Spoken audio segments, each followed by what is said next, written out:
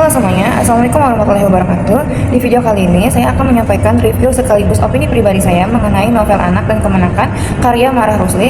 Novel ini merupakan salah satu karya sastra Indonesia klasik yang menggambarkan kehidupan masyarakat Minangkabau dan konflik sosial yang terjadi di dalamnya.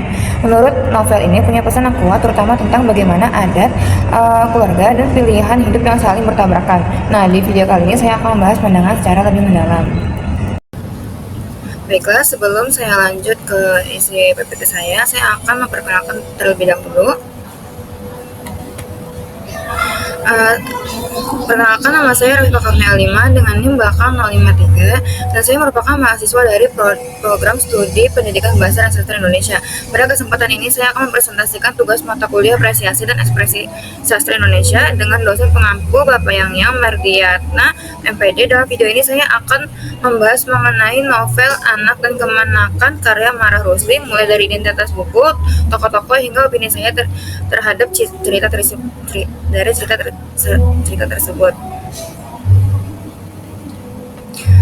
Selanjutnya, saya akan menjelaskan mengenai identitas buku dari novel yang saya bahas, yaitu Anak dan Kemenakan karya Marah Rusli. Novel ini berjudul Anak dan Kemenakan dan ditulis oleh Marah Rusli, salah satu sastrawan Indonesia dari angkatan Balai Pustaka. Buku ini diterbitkan oleh Balai Pustaka yang memang dikenal sebagai penerbit karya-karya sastra Indonesia klasik. Terbit pada tahun 1956 dengan jumlah halaman 334. Lalu terdapat tokoh-tokoh dalam novel ini, yaitu pertama ada Mr. Muhammad Yatim, Siti Nurmala, Putri Bidasari, Dair Aziz, Sultan Alamsyah, Hob Jaksa, Baginda Mais, Sultan Pamenan, Sultan Malik, Putri Renasari. Selanjutnya ada sinopsis. Mr. Muhammad Yatim, Dair Aziz, Putri Bidasari, dan Siti Nurmala merupakan 4 orang bersahabat. Dalam hubungan persahabatan tersebut juga terjalin hubungan sepasang kekasih antara Mr. Muhammad Yatim dengan Putri Bidasari. Sedangkan Siti Nurmala menjalin cinta dengan Dair Aziz. Kembalinya Mr. Muhammad Yatim dari Belanda untuk menyelesaikan sekolahnya membuat hati Sultan Alamsyah Hob Jaksa sangat bahagia. Sultan Alamsyah ingin mempersandingkan anaknya Mr. Muhammad Yatim dengan keponakannya, yaitu Putri Bidasari, yang merupakan anak dari kakak perempuannya, yaitu Putri Renasari dan Sultan Baheram. Mereka menolak lamaran dari Sultan Alamsyah karena mereka tahu bahwa Mr. Yatim bukanlah anak kandung Sultan Alamsyah. Mereka mengira bahwa Mr. Yatim hanyalah anak dari tukang pedati yang miskin, adat tetaplah adat, dan selalu membelenggu, menghukum, dan membagi dalam tingkat kehidupan masyarakat. Putri Renasari ingin menikahkan anaknya dengan seorang turunan bangsawan tinggi, Sultan Malik.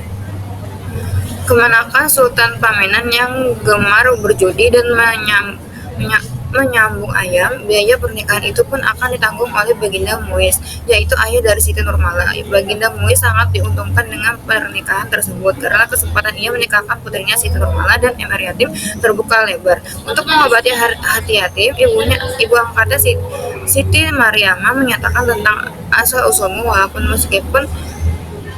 tertimbun saksi yang menyatakan engkau anak tukang pedati, tetapi hati kecilku berkata tidak. Mereka bersaksikan manusia dan bukti dunia, tetapi aku bersaksikan Tuhan dan bukti jiwaku, mana yang benar nanti kita akan lihat. Biarpun bagaimana juga halmu dan apa yang terjadi atas dirimu, engkau akan tetap tinggal dan anakku dunia akhirat. Kasih sayangku kepadamu tidak sebagai embun di ujung rumput. Amanat yang dapat disampaikan dalam novel ini yaitu adat perlu dihormati tetapi tidak boleh mengekang kebebasan pribadi. Marah Rusli mengkritik adat Minangkabau yang terlalu ketat dan sering merugikan anak atau kemenakan.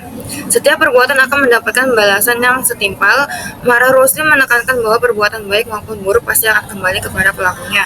Pada akhirnya kebenaran akan menang. Habis gelap terbitlah terang. Tokoh-tokoh yang sabar, jujur, dan baik pada akhirnya mendapatkan jalan keluarnya.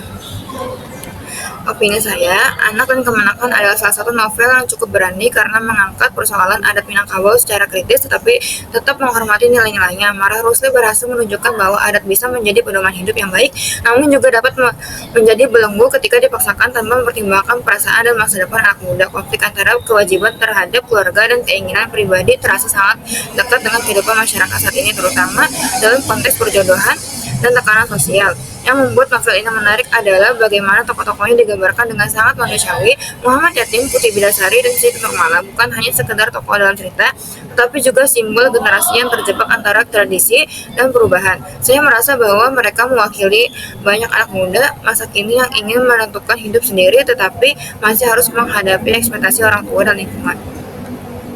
Meskipun begitu, menurut saya alur cerita di beberapa bagian terasa agak lambat karena terlalu banyak menjelaskan mengenai adat.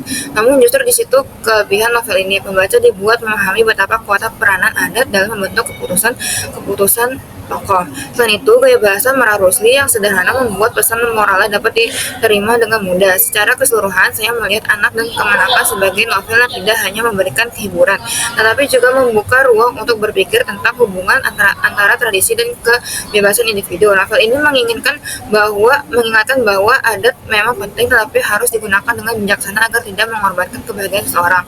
Bagi saya, novel ini tetap relevan dibaca hingga sekarang karena nilainya masih terasa dekat dengan kehidupan masyarakat Indonesia. Sekian yang dapat saya sampaikan. Terima kasih. Sampai jumpa di video selanjutnya.